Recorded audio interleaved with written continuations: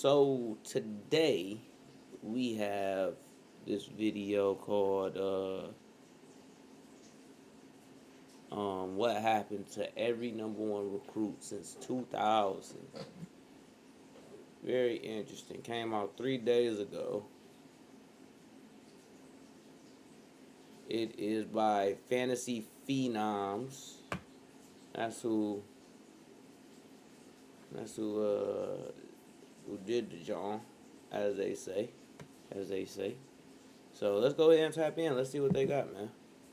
Let's see what they got. Might be a banger. I know bangers.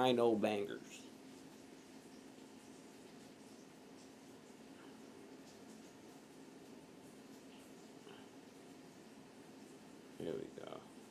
Found as the #1 recruit in the nation. But being #1 doesn't guarantee anything. Some of these players became legends, yes, but others flamed out entirely, and a few just disappeared. So from 2000 to 2025, we're going back through every single one of them to see what really happened. And by the way, we are going off the #1 recruits listed on the 247 Sports Composite ranking, so we are starting with DJ Williams. And he was a freak athlete in high school. I mean, this guy did everything. 42 touchdowns in his senior season, Okay, had who was 130 that? tackles TJ on Duckett? defense, caused 5 fumbles, and That also TJ ran a Duckett? 4.45 40 time. USA Today called him their defensive player of the year, and Nah, that's recruits said that DJ he was the Williams. best player in the country. He was one of the most highly recruited players at any position out of high school. He was the USA Today Defensive Player of the Year in 1999. At the University of Miami, they moved him from fullback to linebacker, and that was a genius move. So in 2000, I was 6 years old. So I don't really remember. That's kind of like right at the beginning of my football knowledge. Like I would say 2003, because that's when I started playing football. Was in 2003. He played for that legendary 2001 team that went undefeated and won the national championship. The Broncos took him 17th overall in 2004. He played 11 seasons and got 899 tackles, Damn. including some savage hits along the way. But he never made a Pro Bowl. For a guy who was supposed to be so elite, he was more like a solid starter than a star, I would say. Well, that's the thing, bro. Is like that's what happens. That's the sport. The NFL is like, bro, you got to play a position. You can't play the best player on the field. You got to play a position. These days, he's the founder of a clothing line called Dime Life. Kevin Jones. Moving on to 2000. Kevin Jones, he played running back for the Lions? Kevin Jones? That's Kevin Smith, ain't it? We've got Kevin Jones, who was the guy that everybody wanted. Virginia Tech and Penn State basically went crazy trying to get him. And you can see why. This dude ran a 10.59 second 100-meter dash time while being a beast of a football player. When he picked Virginia Tech, they had never signed anyone ranked that high before. After rushing for almost 1,000 yards as a freshman, he dropped off a bit in his sophomore year but still had 9 touchdowns. His junior year, though, the guy went nuts. He broke Virginia Tech's rushing record and finished with 1,647 yards and 21 touchdowns. Against Pittsburgh, he ran for 241 and 4 touchdowns in one game. The Lions ended up grabbing him 30th overall. That's what I thought. I was like, you talk about who he played for the Lions. Like, bro, until recently, and I understand Barry Sanders. I didn't live to. I was alive, but I didn't get to see Barry play. Kevin Jones was the best Lions running back until probably Reggie Bush came, pause. And when Reggie Bush came, it was just mainly because we hadn't had a 100-yard rusher in a game in like since Kevin Jones, bro.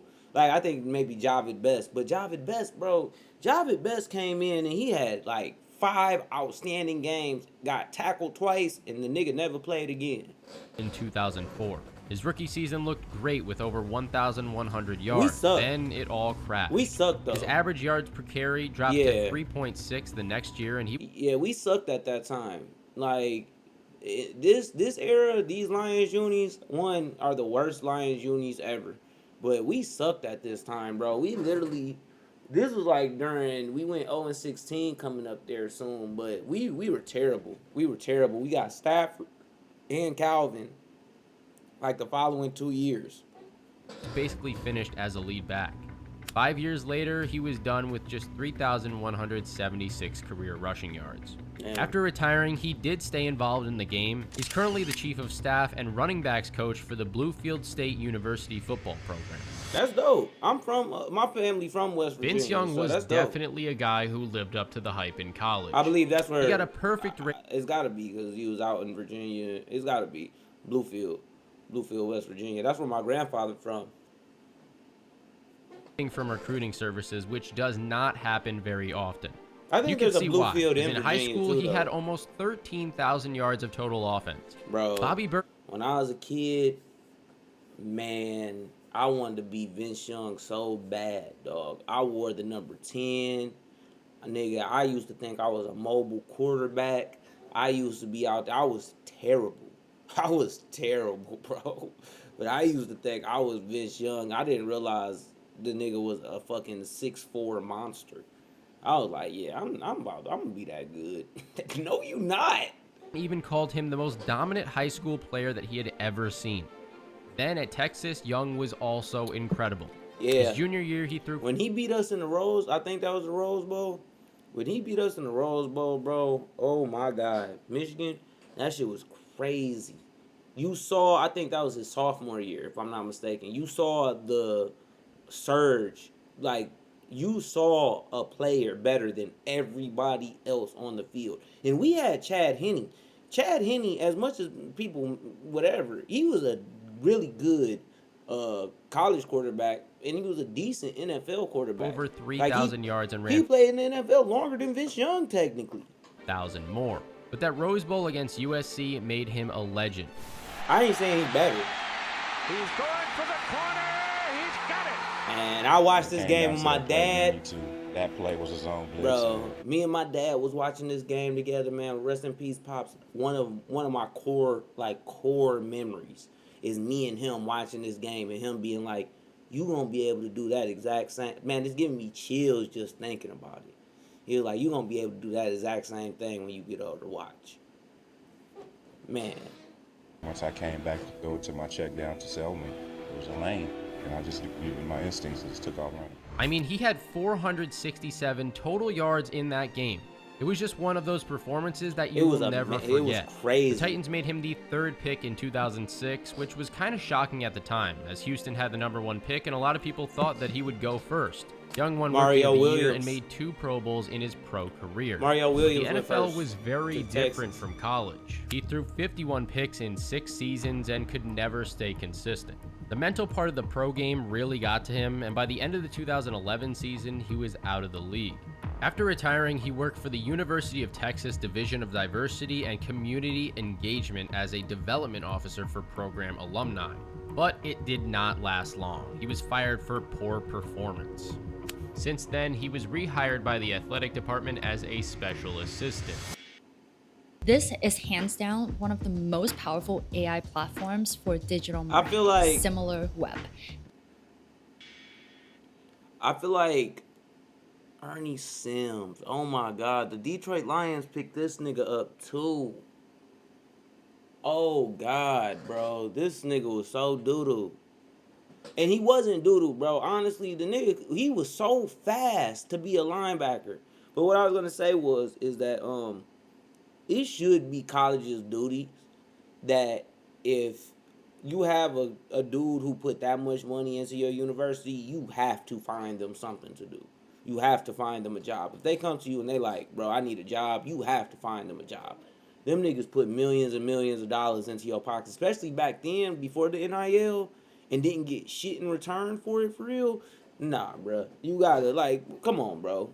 It's people here doing shit that they don't even need to be here. They don't need to be here. But Ernie Sims,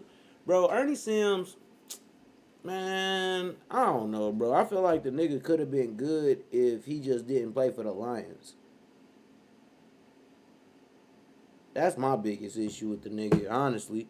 Because us at that time, like, you got to think, all these, when you look at this is how bad the Lions are. You see all of these #1 picks that we about to have. Because I don't even think Kevin Jones was our first pick in that draft. I think he was our second pick. And we picked twice at in the first round. But Ernie Sims, because you got to think, it's going to be Ernie Sims, Calvin Johnson, and then Matthew Stafford, because we had Calvin before we had Matthew. So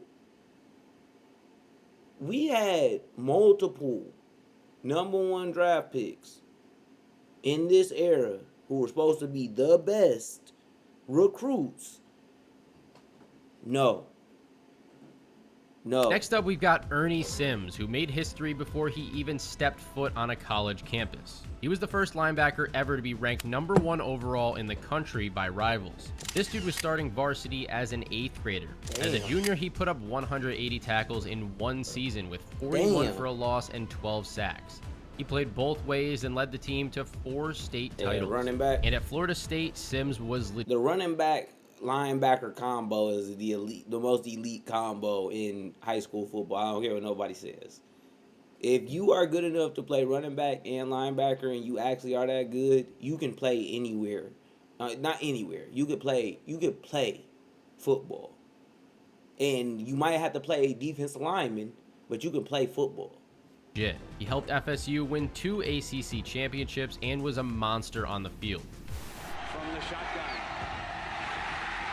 Intercepted. Lions took him 9th overall in 2006, and he had a solid 8-year career with over 100 tackles in each of his first 3 years. But here's the thing. For the only linebacker ever ranked #1 overall, solid wasn't really what people expected. All things considered, he ended up having a pretty disappointing career. Now he's the assistant linebackers coach at Florida State University, returning to his alma mater in 2024. That boy got a Shannon Sharp face. When you have people calling you a Greek god, you know you've got to be good, and Adrian Peterson lived up to all the hype and then some. His nickname ain't AP, it's AD all day. Nigga, he gonna be running down your throat all motherfucking day. It was just a straight up cheat code. He ran a 10.26 100-meter dash time at 6 feet 2 inches tall and 210 pounds. In high school, he ran for 2,960 yards and 32 touchdowns as a senior. University of Oklahoma. Peterson got to Oklahoma and was instantly a superstar. Nigga almost As won a true Heisman freshman, Trophy. He started off very fast, and he went on to rush for 1,925 yards. There were only 2 games all season where he didn't hit 100 yards or more. By the end of the year, he finished 2nd in Heisman voting, which was the best ever for a freshman. The Vikings. I was about to say, because this ain't one of them disappointment videos. So I'm like, he had a good career though. Like, yeah, it's just about the #1 recruit.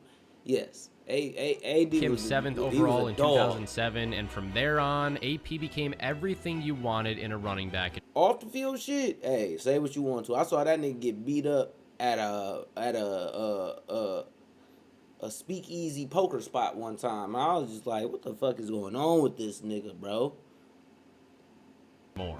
7 Pro Bowl appearances, 4 All-Pro And that nigga get knocked out by like Jake Paul or some shit. 2012 MVP when he ran for over 2,000 No, it was yards. Le'Veon Bell. He had this violent style of running where he would just truck over any defender, but he could also take any carry to the house because he was so fast. Really? I like to refer to Adrian Peterson as an animal. I mean, the guy is just relentless. He doesn't stop. You know, his legs is always moving, and he breaks tackles, man. The guy, he runs angry. Peterson's the first guy on the list who is a lock for the Hall of Fame, which makes it even sadder that he's got so many money problems right now and struggling with off-field issues. Nigga said he went broke, so he threw a motherfucking, he knew he was going broke, so he threw a $2 million birthday party. That's the epitome of you just being like, I don't give a fuck no more, bro. I swear to God. He retired, but he also hasn't played since 2021. Those who answer the call of the vagabond know that the best stories aren't about where you went. Eugene Monroe. Eugene Monroe was basically the perfect offensive line prospect.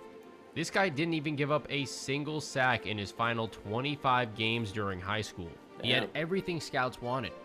At Virginia, he was super reliable for 4 years. Even when injuries slowed him down, he was still rock solid. His junior year, he gave up 0 sacks and only 1 quarterback pressure all season long. In his senior year, he set school records with 105 key blocks. The Jags made him the 8th pick in 2009. Monroe had a 7-year career that was just fine. He was solid, started a bunch of games, and finished up in Oh, he played Baltimore, for but for a guy okay. who was rated so highly, he never became truly elite. I Monroe was gonna say- actually retired early in 2016 because he was worried about head injuries. Now he's in the weed business. It's a lot of the niggas who got worried about that CTE around that time. 2012, that 4-year span, there was a lot of niggas who got worried about that shit. Next up, we've got Andre Smith, and this guy was huge. Damn. 6'4", 325 pounds. This dude had 88 pancake blocks as a senior in high school, which was nuts, and he became the first offensive lineman ever to win Alabama's Mr. Football Award. Mike Farrell compared him to Orlando Pace and called Smith the best offensive line prospect in a decade. At Alabama, Smith proved him right. He started as a freshman and got better every year under Nick Saban. His junior year... The thing about being a prospect on the line is that it's hard for you to be bad, bro. Not saying that you can't be bad and not saying that they don't be bad in the NFL sometimes. But what I'm saying is that when you find you a prospect on the line who's like that number 1, number 2, number 3, top 10 guy, a lot of times, bro, you getting a top 10 player. Sometimes with skill positions, you never know. He only gave up 1 sack all year long while leading Alabama's dominant offensive line. Smith won the Outland Trophy, which is basically the Heisman for offensive linemen. Because you're not going to get that type of recognition on the line unless you actually are that good. That's what I'm saying. It's like, it's unfair, but truth be told, linemen, unless you really are a great lineman, you don't even get the recognition you should. Bengals took him 6th overall in 2009, and he played 12 seasons, bouncing around 4 different teams. He was solid and reliable, but he never hit that elite level that you would expect from the top recruit in the country. Joe McKnight was insane in high school. He rushed for over 700 yards on just 45 carries as a senior. That's like 16 yards every time he touched the ball. He also caught 24 passes for 735 yards. He was USC's highest rated recruit in school history. McKnight's college career had some crazy moments. His Rose Bowl game as a freshman was nuts. 125 rushing yards on only 10 carries. But he never quite became the superstar everybody thought he would be at USC.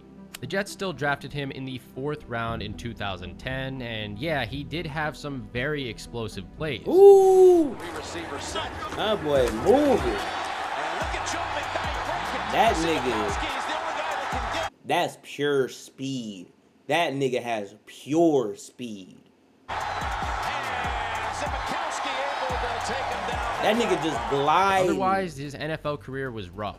He played 4 years, rushed for only 505 total yards, and never scored a rushing touchdown. An Achilles injury basically ended everything. Damn, yeah. Sadly, McKnight was killed in a road rage incident in Louisiana in 2016. He was just 28? Oh my God. Come on.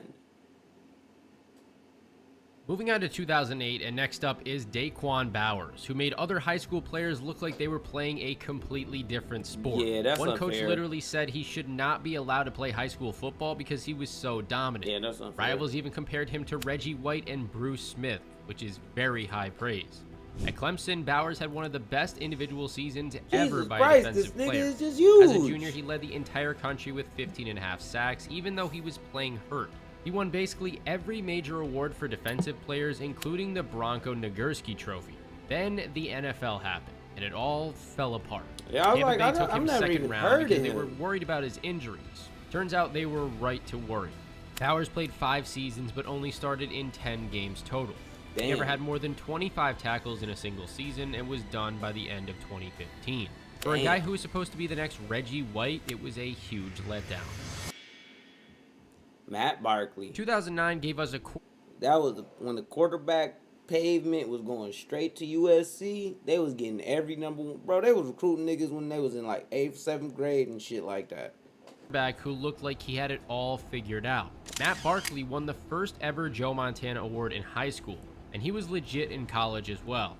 He was the first true freshman ever to start a season opener at USC, which tells you just how special they thought he was. He broke Pac-12 records for career passing yards and touchdowns, and over 4 years he threw for 12,327 yards and 116 touchdowns.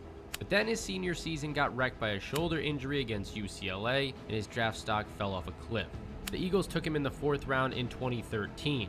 His NFL career has been rough so far. 7 seasons, 4 teams, and he's thrown more picks than touchdowns. He's been a backup for guys like Josh Allen and Trevor Lawrence, but he just hasn't played since 2023. Ronald Powell ran a 4.5-second 40-yard dash at 6 feet 4 inches tall and 245 pounds, which is crazy for a guy that size. Florida had never signed anybody ranked higher than him. Powell started off hot once he got to college. He made the SEC All-Freshman team and led the team with 6 sacks as a sophomore. Then the injuries hit him hard. He tore his ACL in spring camp before his junior year and missed the entire season. He came back in 2013 but was never the same player. The Saints took a shot on him in the 5th round though, but his NFL career lasted just 1 year. He played 14 games without a single start and had just 2 tackles total. After bouncing around practice squads, he ended up in the Alliance of American Football before that league eventually ended.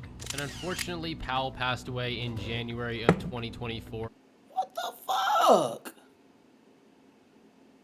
Just 32 years old. That makes 2 guys already on this list that have passed away way too early. It's absolutely terrible. That's Jadeveon Clowney. If you have tried multiple oral antidepressants, I know a silhouette. That's Jadeveon Clowney. Yep. I was like, that's Jadeveon Clowney. That is motherfucking Jadeveon Clowney. I knew it. I knew it. I knew it. I still hate that nigga. I loved the Gamecocks. What do you mean, bro? It was something when they had like the Marcus Lattimore, Jadeveon Clowney. These niggas it was just Marcus Lattimore kept getting his leg broke. That nigga was crazy though. That nigga was amazing. One of the best running backs I ever seen in my life. But Jadeveon Clowney, this nigga was different. That nigga was different. 11, we've got one of the most hyped up recruits that we've ever seen. Jadeveon Clowney was 6 feet 6 inches tall and 260 pounds in high school. Personally, I think I was about, 5'6", 5'7", maybe 150 pounds. Jadeveon Clowney would crush. That's that type of film that you put it on for a coach and you'd be like, who he looking at? And just be like, he ain't never even seen the dude before. He'd be like, number 7. Yeah, exactly. That's exactly what you're looking at. Would crush 99% of high schoolers. It's just, at that size, especially, you do not want to get in his way. He had 29.5 sacks as a senior, and he had that insane combo of size, speed, and motor that you almost never see. And he was playing running back. At South Carolina, Clowney was a legend right away. As a freshman, he had 8 sacks and won SEC Freshman of the Year. But his sophomore season made him famous nationwide. You remember that hit against Michigan in the Outback Bowl where he basically sent the running back's helmet flying? Wow. Michigan at the 41. What a hit! Ball's free! Grabbed it. Bro, he grabbed that bitch with one hand and said, mine. I like that shit. Michigan was so, I hate that play. And again, terrible uniforms. Deserves to have it, and they do! That won an ESPY for the play of the year and showed everybody just how dominant he could be.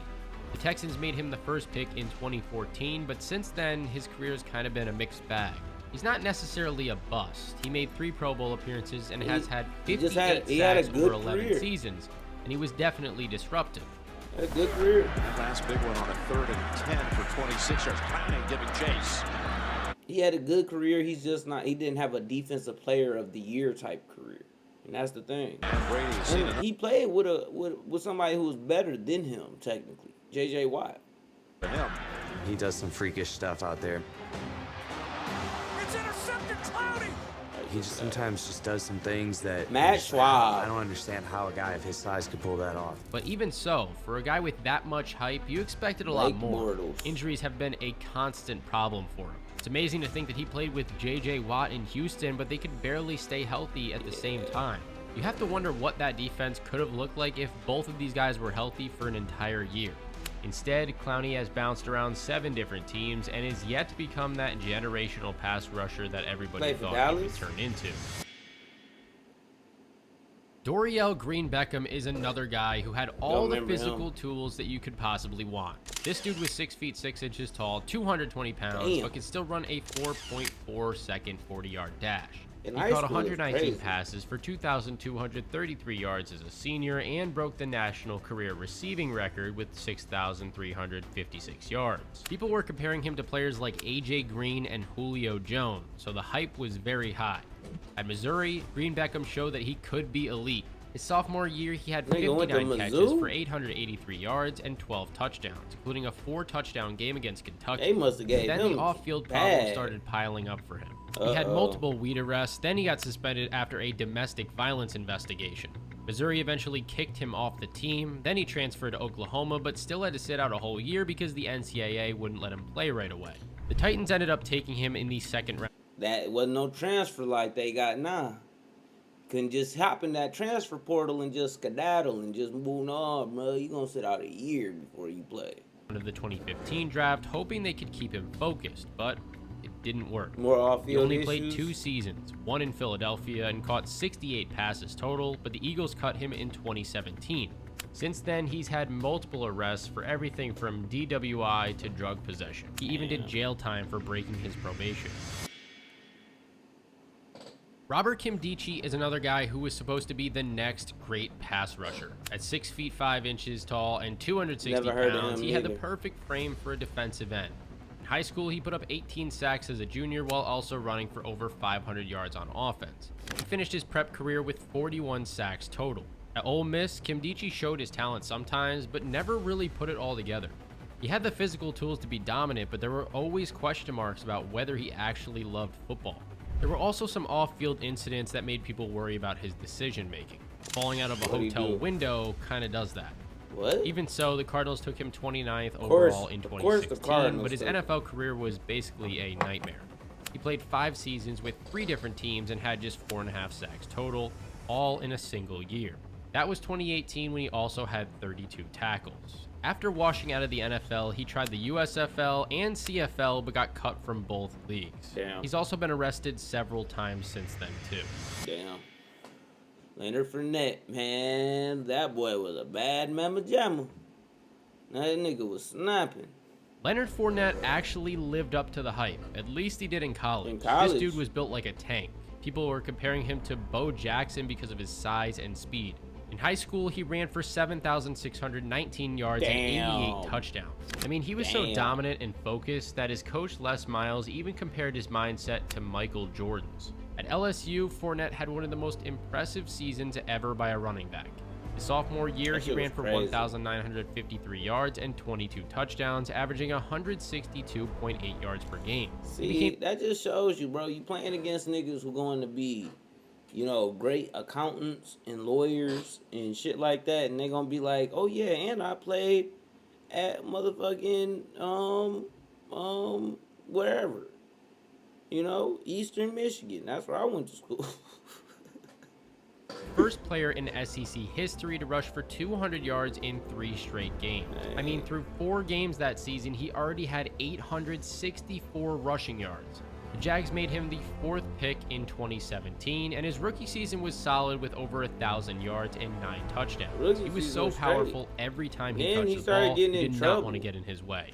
But injuries became a huge problem. He missed half of 2018, then came back in 2019 with another 1,000-yard rushing season. After that, though, his production began to fall off. He was still catching a ton of checkdown passes from Tom Brady in Tampa, but his rushing upside was severely capped. They did win a Super Bowl together in 2021, which was awesome to see, but for a guy who was supposed to be the next great running back, his career was pretty disappointing. He hasn't played since 2023, and to be honest, he's probably done. This totally legit influencer loves electric vehicles. Damn.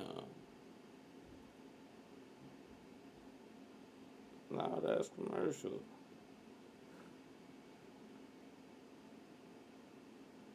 Tripping on that.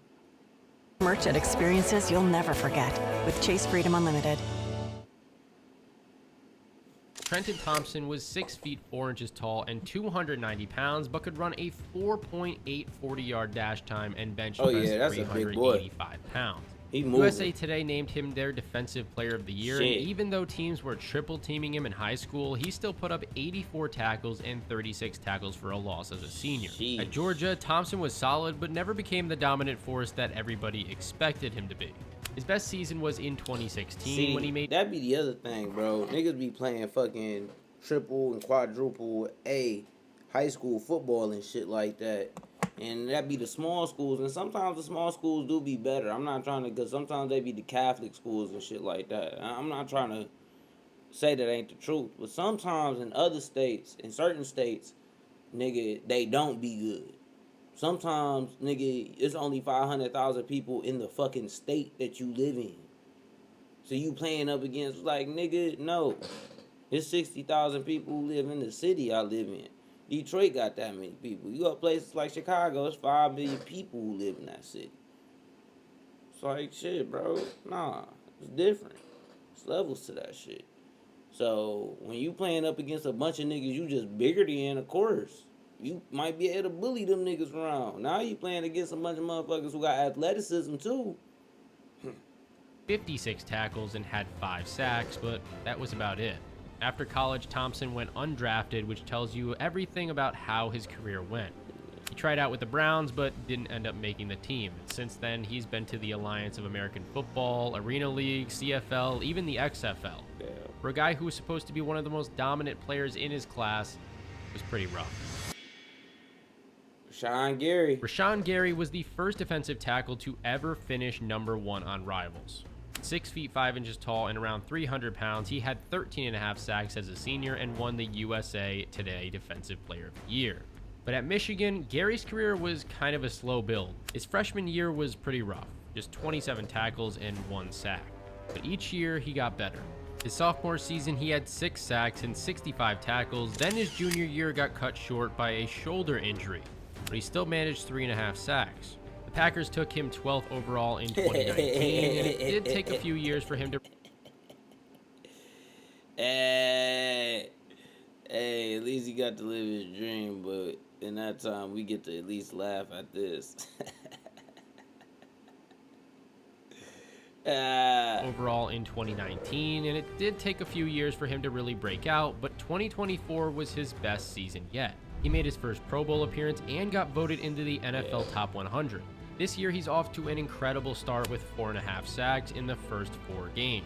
I mean, playing next to Micah Parsons probably helps since teams can't double team both. Jalen Phillips had one of the wildest college careers that you'll ever hear about. At UCLA, he started strong as a freshman with 3.5 sacks in 7 games. Then the injuries started piling up. He got concussed as a sophomore and only played 4 games. After getting hit by a car while riding a moped and dealing with multiple other injuries, Phillips actually medically retired from football in 2018. Damn. His career was over before it ever started. That's sad. Then he transferred to Miami in 2019 to study music, but he also got cleared to play football again. His comeback season was incredible. He had 45 tackles, 8 sacks, and an interception while making second-team All-American. The Dolphins drafted him 18th overall in 2021, and his first 2 years were solid with 8.5 sacks as a rookie. But he did tear his Achilles in 2023, and it hasn't been the same since. Even in high school, Trevor Lawrence was 6 feet 5 inches tall with that flowing blonde hair and a rocket for an arm. He threw for 13,902 yards and broke Georgia's state records for career passing yards and touchdowns, making him one of the most hyped up recruits in history. At Clemson, Lawrence lived up to every bit of the hype. He took over as the starter just 4 games into his freshman year and led the Tigers to a national championship. That 44-16 beatdown of Alabama in the title game made Lawrence a superstar. Over 3 years, he threw for over 10,000 yards, now with 108 he total touchdowns, finally getting his with comeuppance 34 in the into as a starter. NFL. He was a Heisman finalist and won basically every award that you could think of. The Jags made him the first pick in 2021, which everybody saw coming from miles away. If you're talking about best available, there was no other choice in this draft. So far in the pros, Lawrence has shown flashes of greatness and even made a Pro Bowl in 2022. They 4-1 right now. Fires into the end zone, caught! Touchdown! But his NFL career has really been up and down.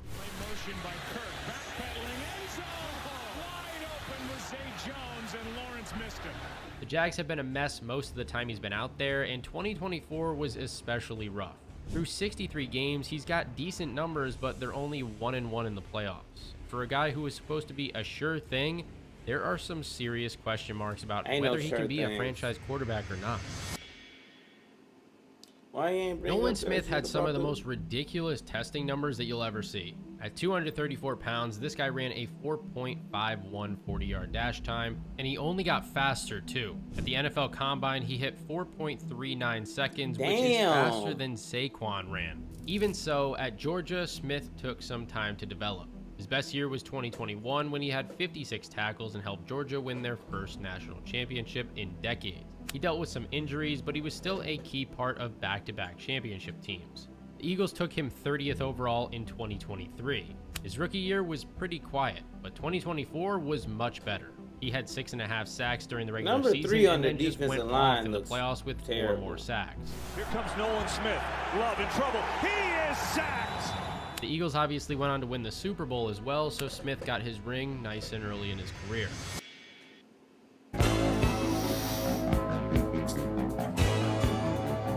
With new, gentler scents from...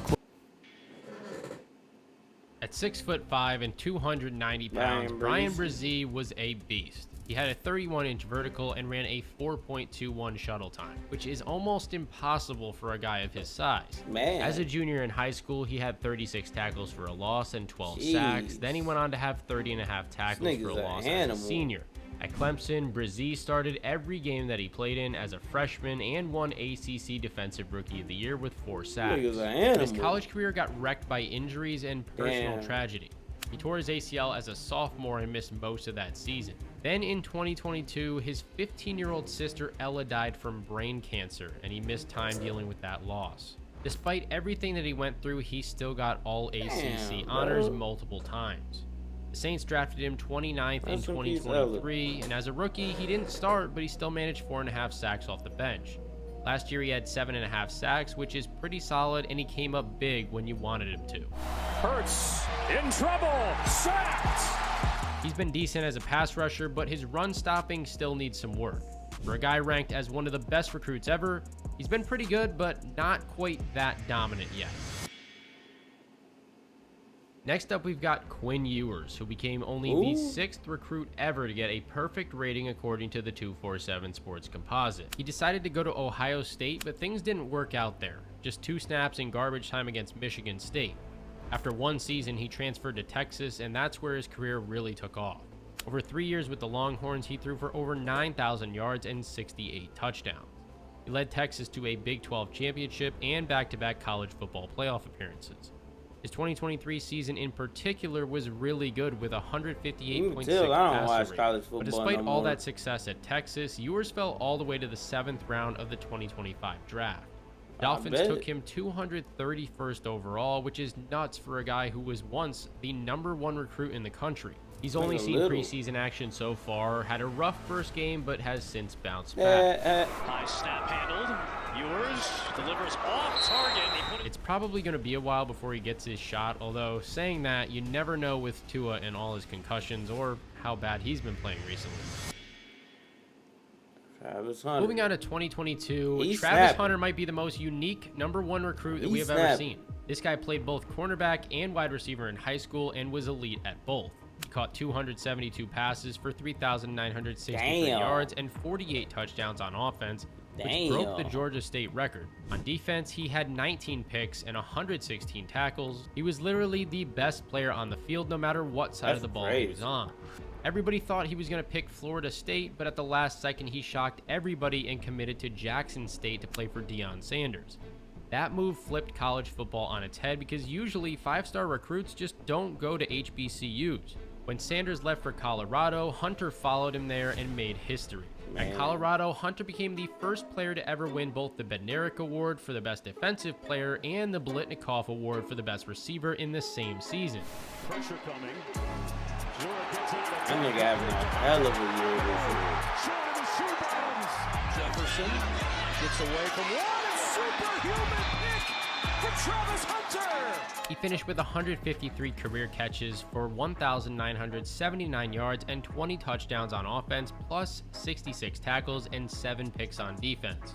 To cap it all off, he also won the Heisman Trophy. The Jaguars made him the second pick this year. They're trying to use him on both sides of the ball in the NFL as well, but so far it's been a bit underwhelming, but I think he'll get there. He's shown some nice moves on offense This nigga is running his but there mouth doesn't seem too to be much. much chemistry between him and Trevor just yet. Defensive side has been okay, but nothing crazy. Still early. I don't know when he made this video, but he must not be watching football.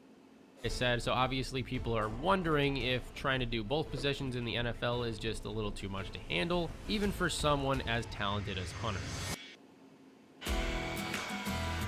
When the sawdust settles and the engine finally roars.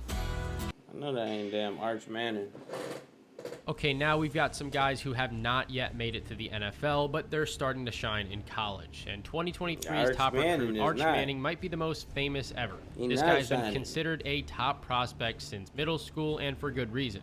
He's the nephew of Eli and Peyton Manning, grandson of Archie Manning, so football is literally in his DNA. In high school, he threw for 8,539 yards and 115 touchdowns. And at Texas, Manning did something pretty rare these days.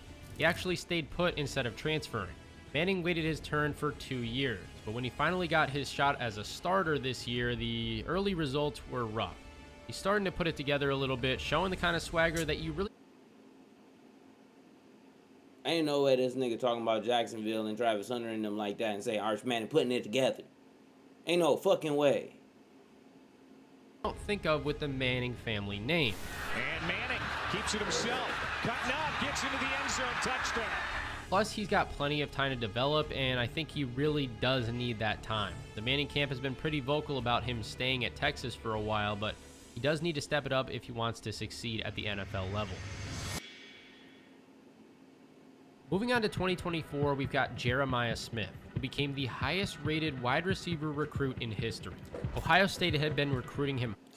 Look, it get to a point where these niggas highlight tapes from high school look better than the college shit. Hard, and when he committed, everybody knew they were getting something special. Smith's freshman season at Ohio State was very impressive. He broke Chris Carter's record for touchdown catches and finished with 1,315 yards and 16 total touchdowns. From the pocket, well protected, takes a shot downfield, and going up making the catch is Smith. And maybe most impressive of all is that he only had one drop all season long. He won 247 Sports True Freshman of the Year and is already being called the best player in college football. And for 2025, we've got Bryce Underwood, who just started his freshman season at Michigan. This kid was the consensus top player in the 2025 class and flipped his commitment from LSU at the last minute to stay home in Michigan. At 6'4" and 228 pounds, he won 2 state championships at Belleville High School. Michigan named him their starting quarterback as a true freshman, which tells you how special they think this guy is. Coach Sharon Moore said he earned the opportunity and wasn't just given it. In his debut against New Mexico, he threw for 251 yards and looked fairly comfortable in the pocket. So far, he's 3-1 throughout 4 games and has already hit 733 yards. The kid's only 18 years old, and people are already calling him one of the top quarterback prospects in college football. So that's every #1 recruit since 2000. And as you can see, it's kind of surprising how often the best player in the country just fails to live up to the hype in the pros. But I want to know what you guys think. Which of these players was the biggest missed opportunity? Let me know in the comment section down below. And if you enjoyed this video, take a look at these others right here. I'm sure you will enjoy it. One thing you did see is almost every single one of them niggas went to the NFL. So that's at least something. That's at least something to acknowledge.